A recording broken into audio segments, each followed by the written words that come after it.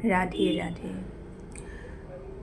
প্ৰভুৰ শ্ৰীচৰণত নমন কৰি সকলোৱে যাতে কুশলে মংগলে থাকে তাৰেই সদায় মই প্ৰাৰ্থনা জনাই আহিছোঁ। আজি এটা ফোন কলছৰ মই কথাটো বুজনি আপোনালোকক দিওঁ। মদ খোৱা অৰ্থাৎ মদিৰা পান কৰাৰ এটা টপিক। মদিৰা বস্তুটো হৈছে, আপোনালোকেতো জানেই মদে কি কৰে, মদে কি নকৰে, সেইটো আপোনালোকে জানে, মই ক'বলগীয়া বিশেষ নাই। আচল কথাটো হ'ল মই এটা কাহিনী ক'ম আপোনালোকক আজি। আমাৰ ভাৰতবৰ্ষত এজন সাধু লোক আছিলে, যি নেকি জীৱনত মাছ মাংস মদ বিড়ি চিগাৰেট নাৰী কোনো দিনে তেওঁ সংস্পৰ্শলৈ যোৱা নাই। সেইজন হৈছে সন্ত লোক। তেওঁ সদায় নাম কীৰ্তন ভজন প্ৰভুৰ শ্ৰীচৰণতে সদায় থাকে। গতিকে সেই সন্ত লোকজন ইমানেই তেওঁ ধাৰ্মিক আৰু সকলোৱে তেওঁক আদৰ কৰে, সন্মান কৰে। তেওঁ বহুত পূজনীয়। তাৰ পাছত যেতিয়া ব্ৰিটিছৰ শাসন চলি আছিলে, সেইখিনি সময়ত শাসনৰ সময়ত ব্ৰিটিছেতো ভাৰতবৰ্ষত অত্যাচাৰ কৰি আছে। সেই সাধুজনকো অত্যাচাৰ কৰিবৰ কাৰণে বহুতবাৰ চেষ্টা কৰিছে, মন্দিৰটো ভাগি দিবলৈ চেষ্টা কৰিছে, এনেকুৱা বহুত কিবা কিবি ঘটনা হৈ গৈছে। আৰু তাৰপাছত এদিন ব্ৰিটিছ এজনে ধৰি আনিলে। তেওঁ ধৰি আনি পেলাই ক'লে যে সেই ব্ৰাহ্মণ, আৰু তোমাৰ ওচৰত 3টা বস্তু থৈ দিছোঁ মই। এটা হৈছে মদিৰা, এটা হৈছে মাংস, আৰু এগৰাকী হৈছে নাৰী। সেই 3টা বস্তু তেওঁৰ ওচৰত থৈ দিছে। ক'লে যে এই 3টা বস্তু ভিতৰত তুমি এটা খাব লাগিব। এটা খালে তোমাক আমি হত্যা নকৰোঁ, কিন্তু এই 3টা বস্তুৰ ভিতৰত যদি তুমি এটা বস্তু নোখোৱা বা গ্ৰহণ যদি নকৰা, তেনেহ'লে তোমাক এই বন্দুকেৰে তোমাক হত্যা কৰা হ'ব। তেতিয়া সন্ত লোকজন বিমূৰত পৰিল। কি কৰিম? তেওঁতো জীৱনত নাৰীৰ ওচৰত গৈ পোৱা নাই, তেওঁ কোনোদিন মাংস মুখত দিয়া নাই, তেওঁ কোনোদিন মদিৰা সেৱন কৰা নাই। এতিয়া মানুহজন বিমূৰত পৰিল। কৰিব কি? তেওঁ উপায়হীন হৈ পৰিছে। সময় পাৰ হৈ হৈ গৈ আছে, চিন্তা কৰি আছে। তেওঁতো প্ৰাণটোও বচাব লাগিব এতিয়া। তাৰ পাছত তেওঁ কি কৰিলে? চিন্তা কৰি কৰি লাষ্টত যে এই মদিৰাখিনিতো পনীয়া বস্তুহে, গতিকে এইখিনি পানী বুলি মই গ্ৰহণ কৰি দিওঁ।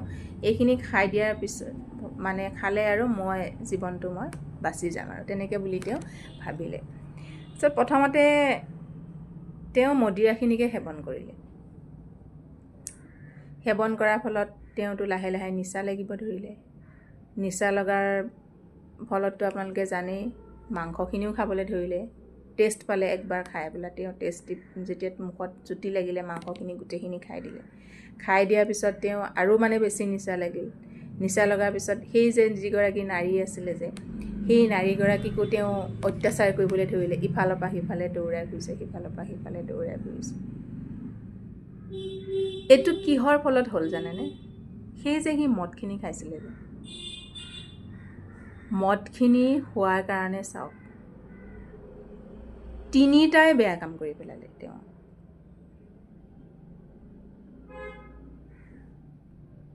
তাৰমানে আপোনালোকে ভাবক যে মদিৰাই কি কৰিব নোৱাৰে আৰু কি কৰিব পাৰে। তেওঁ ইমান দিনৰ তপস্যা, ইমান দিনৰ সাধনা, এই সকলোবিলাক কিহৰ কাৰণে ধ্বংস হৈ গ'ল? একমাত্ৰ মদিৰাৰ কাৰণে। তেওঁ বিচলিত হৈ গ'ল। তেওঁ নাৰীৰ ওচৰলৈ কোনোদিন যোৱা নাছিলে, নাৰীক তেওঁ অত্যাচাৰ কৰিবলৈ ধৰিলে। কোনোদিন মাংস খোৱা নাছিলে, মাংস খাবলৈ ধৰিলে। কিহৰ কাৰণে হ'ল? সেই মদিৰা গিলাচৰ কাৰণে। গতিকে সকলোকে কওঁ, যিহেতুকে স্বাস্থ্যৰ কাৰণে এইটো ক্ষতিকাৰক, আপোনালোকে নোখোৱাটোৱেই শ্ৰেষ্ঠ। আৰু মাছ মাংস হৈছে এটা উগ্ৰ প্ৰবৃত্তিৰ খাদ্য। যেতিয়া মানুহ আমাৰ শৰীৰত কি আছে? তেজ আছে, হয়নে? আমি সেই তেজখিনি থকা এটা জীৱ খাই দিওঁ। আমাৰ মানুহৰ এনেই তেজখিনি আমাৰ শৰীৰটোৰ যিখিনি আমাক লাগে সেইখিনি আমাক দিয়ে আছে। তাৰোপৰি আমি অলাগতিয়াল কিছুমান যদি আমি তেজ ভক্ষণ কৰোঁ তেতিয়াহ'লে আমিতো মানুহ উগ্ৰ হৈ যামেই। তাৰপিছতে যদি আকৌ মদিৰা আমি সেৱন কৰোঁ তেতিয়াহ'লে আমি কিমান উগ্ৰ হৈ যাম। সেইখিনি বস্তু আমাক নেলাগেই আচলতে। আমাৰ শৰীৰত তেজ মঙহ এইখিনি আমাক ভগৱানে দিয়ে পঠিয়াইছে। যেতিয়া জন্ম হোৱা শিশুটোৱে মাছ মাংস নাখায় নহয়, অকল গাখীৰ খায়, তাৰপাছত ফলৰ জুচ খায়। আপোনালোকে চাবচোন। কিন্তু লাহে লাহে যেতিয়া ক্ৰমান্বয়ে বাঢ়ি আহে আমি তাক কি কৰি দিওঁ, আমি মাংস ভুজিলৈ তাক আমিয়ে কৰোঁ। সেই শিশুটোক আমি যোগান ধৰিব আচলতে নালাগে। তেনেধৰণে আমাক পঠিয়াই দিছে প্ৰকৃতিয়ে, ভগৱানে আমাক পঠিয়াই দিছে। শৰীৰত আমাৰ সেইখিনি তেজ দিছেই, তাৰোপৰি অধিক তেজ যদি আমি আকৌ তাতে আমাৰ সেই শৰীৰটোত যদি দি থাকোঁ তেতিয়াহ'লে আমাৰ বেমাৰ আজাৰৰ পৰা উগ্ৰ প্ৰবৃত্তি, আমাৰ যিটো মানে মগজৰ যিটো বেলেঞ্চ, সেই বেলেঞ্চ শক্তিটো আমাৰ নাথাকি আমি বিভিন্ন ধৰণৰ বেয়া কাম কৰোঁ, বিভিন্ন ধৰণৰ। গতিকে এইবিলাক বস্তুৰ পৰা আচলতে সদায় দূৰত থাকিব লাগে, সদায় দূৰত থাকিব লাগে। আপোনালোকে চাবচোন, যেতিয়া মানুহ আমাৰ অসমৰ কথা কৈছোঁ বিশেষকৈ, যেতিয়া মানুহ ঢুকায় ন, আমাৰ যে এঘৰ মানুহৰ ঘৰত যেতিয়া মানুহ ঢুকায় তেতিয়া যে 11 দিন 13 দিন এনেকৈ ব্ৰতত থাকে যে, সেই ব্ৰতত থকা সময়খিনিত মানুহৰ উগ্ৰ প্ৰবৃত্তিটো নাইকিয়া হৈ যায়। কাৰণ খাদ্যটো উগ্ৰ খাদ্য নপৰে। আমি সেইখিনি সময়ত নিৰামিষ খাওঁ, বৰতীয়া ভাত খাওঁ। আমি শৰীৰটোক যিমান অদৰকাৰী বস্তু আমি যোগান ধৰিম আমি সিমানে বেয়া কৰ্মত আমি লিপ্ত হ'ম। গতিকে বেয়া বস্তু সেৱনে আমাৰ বেয়া কৰ্মত আমাক লিপ্ত কৰি পেলায়। আমাক ভগৱানে পঠিয়াইছে এই জীৱবিলাকক, যেনেকৈ ছাগলী হওক, হাঁহ কুকুৰা আমি যে সেৱন কৰোঁ, অকল সেৱন কৰা জীৱ জন্তুখিনিয়ে নহয়, বেলেগ যিবিলাক প্ৰকৃতিখনৰ লগত পোক পৰুৱাৰ পৰা আদি কৰি প্ৰকৃতিখনৰ লগত, প্ৰকৃতিত যিমানবিলাক জীৱ আছে, জীৱ জন্তু আছে, এইবিলাকক ৰক্ষা কৰিবলৈহে আমাক ভগৱানে এই পৃথিৱীলৈ পঠাইছে। গছ গছনিৰ পৰা আদি কৰি সকলোকে ৰক্ষা কৰিব পঠাইছে, আমাক কিন্তু ধ্বংস কৰিবলৈ পঠিওৱা নাই। কিন্তু আমি কি কৰিছোঁ, আমি ৰক্ষক হৈ আছোঁ ঠিকেই, কিন্তু আমি তাক ভক্ষক হৈ আমি নিজে সেৱন কৰি আছোঁ, আমি তাক ভক্ষণ কৰি আছোঁ। গছ গছনি কাটি আমি ধ্বংস কৰিছোঁ, কীট পতংগক আমি অত্যাচাৰ কৰিছোঁ, জুই জ্বলাই দিছোঁ, গছকিছোঁ, মাৰিছোঁ, কিবা কৰিছোঁ। যিমানবিলাক মানে আমাৰ খাদ্যাভ্যাসৰ যিবিলাক মাংসভোজী, সেই মাংসবিলাক আমি সেৱন কৰিছোঁ। গতিকে আমাৰ কি হ'ব, আমাৰ ভাল হ'ব জানো? আমাৰ কেতিয়াও ভাল নহয়। আমিও সেই বেয়াই কৰ্ম কৰিম, কাৰণ আমি সেইটো বেয়া কৰিছোঁ যে। আমাক ৰক্ষা কৰিবলৈ পঠিওৱা কামটোক আমি যে ৰক্ষণাবেক্ষণ দিব লাগে, কিন্তু আমি কৰি আছোঁ বেলেগ কাম। আমি সিহঁতক ধ্বংসহে কৰিব লৈছোঁ। আমি প্ৰকৃতিৰ লগত জড়িত হৈ থকা বস্তুবিলাকক আমি ধ্বংস কৰিব লৈছোঁ। গতিকে আমাৰ লগত জানো প্ৰকৃতিয়ে বা ভগৱানে আমাক ভাল কৰিব? কেতিয়াও ভাল নকৰে। এইবিলাক কথা অলপ ভাবিবলগীয়া কথা। মানুহ আমাৰ বিশেষকৈ অসমৰ মানুহখিনি এতিয়া আপোনালোকে চাব 50 to 55 বছৰ বয়সৰ পৰা বেমাৰত পৰি যায়, বিচনা লৈ লয়। আৰু কিহৰ কাৰণে লয় জানেনে? একমাত্ৰ এই আমাৰ শৰীৰত লগাতকৈ অতিৰিক্ত বস্তু সেৱন কৰাৰ কাৰণে হয়। মই অসমৰ মানুহখিনিৰ কথা কৈছোঁ যে, যিহেতুকে মই নিজেও অসমৰ মানুহ, মই নিজেও অসমীয়া, মই অসমতেই জন্ম হৈছোঁ, অসমতেই মই ডাঙৰ দীঘল হৈছোঁ। মই এইটো যিটো মই মানে মোৰ ক্ষুদ্ৰ চিন্তাৰে মই যিখিনি বিচাৰি পাইছোঁ মই সেইটো কথাহে কৈছোঁ। আমাৰ মানুহখিনি পৰি যায়, 55 বছৰ পিছতো আমাৰ মানুহ বিচনা ল'ব লগা হয়, ঔষধ খাব লাগে, হস্পিটেলত লৈ যাব লাগে। কিন্তু আমিতো আমাৰ মতেতো আমি কি খাওঁ? মাছ খাওঁ, মাংস খাওঁ, আমি ভাল বস্তু খাওঁ ন, ভাল বস্তু আমাৰ মতে। আমাক ভিটামিন লাগে, কেলছিয়াম লাগে, কিবা লাগে। কিন্তু নিৰামিষভোজী মানুহ আপোনালোকে চাবচোন, মই হাৰিয়ানাত দেখিছোঁ, ৰাজস্থানত দেখিছোঁ, উত্তৰ প্ৰদেশত দেখিছোঁ, বিহাৰত দেখিছোঁ। এইবিলাক মানুহ কি জানেনে, 80 বছৰ বয়সতো তেওঁলোকে পথাৰত হাল বাই আছে।